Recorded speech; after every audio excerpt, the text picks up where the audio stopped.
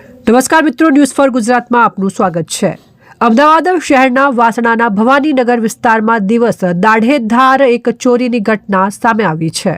શાકભાજી વેચીને પરિવારનું ગુજરાન ચલાવનાર એક ગરીબ પરિવારે પાઈ કરીને વર્ષોથી જમા કરેલી 1.5 લાખ રૂપિયાની રકમ ચોરે એક જ ક્ષણે ઉડાવી લીધી। પરિવાર દ્વારા વાસણા પોલીસ સ્ટેશનમાં ફરિયાદ નોંધાવવામાં આવી છે, પરંતુ પરિવારજનોના આક્ષેપ મુજબ હાલ સુધી કોઈ નક્કર કાર્યવાહી થઈ નથી। ફરિયાદ તો નોંધાઈ ગઈ, પરંતુ તપાસ કાગળો સુધી જ સીમિત રહી છે એવું પરિવારે જાહેર કર્યું છે। ગરીબ માણસ માટે 1.5 લાખ રૂપિયા એટલે જીવનભરની કમાણી। હવે સવાલ એ છે કે આ ચોરીનો ભેદ ઉકેલાશે કે નહીં, કે પછી આ મામલો પણ કાગળો પર જ અટકી રહેશે। રિપોર્ટર શરીફ ગાંચી, અમદાવાદ।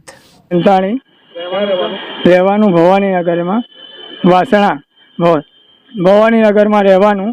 મારું ઘર નંબર L બ્લોક 201 મારું ઘર છે। 201 નંબરનું મારું ઘર છે। મારા ઘરમાં ચોરી થઈ છે। રૂપિયા 1.5 લાખ રકમ છે અને 100 ગ્રામના હાથના કડા છે ને મારા બૈરાનું મંગળસૂત્ર છે ચાંદીનું। કેટલા સમય થયો ચોરી થયા? સમય થયો છે ગુરુવારના સવારે 10 થી 9 ના 10 વચ્ચે થયો છે।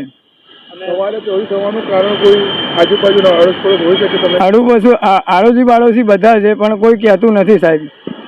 કોઈ હજી લગી કોઈ સાહેબ આવ્યા નથી। એટલે મારું કહેવાનું એવું છે કે અહીંયા ગાડીના સાહેબોને, આગેવાનોને મારે એવું કહેવાનું માંગે છે કે આની આગળ વધતા કાર્યકારી કરે ને એને પકડે જલ્દમાં જલ્દ। વાસણા પોલીસ સ્ટેશને ફરિયાદ કરેલી છે? હા, કરેલી છે ને।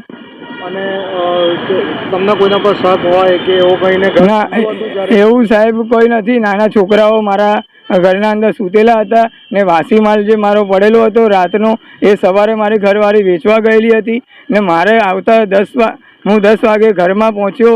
મારે છોકરાને ચા પાણી કરાવવા માટે દૂધ ને નાસ્તો લઈને હું ઘરે આવ્યો તો જોયું તો તિજોરીને મારે તૂટી ગયેલું હતું। એટલે મેં ડાયરેક્ટ દોડતો અહીંયા ગાડી પોલીસ સ્ટેશનમાં ફરિયાદ લખાવવા આવ્યો। ફરિયાદ લખાવી બાદ બોલે સાહેબ તમને ફોન આવશે ને ફોન આવશે એટલે તમને બોલાવશે ને એમને પકડશે, આવી સાહેબોએ કીધું। વાસણા પોલીસ સ્ટેશનથી શું આશા છે?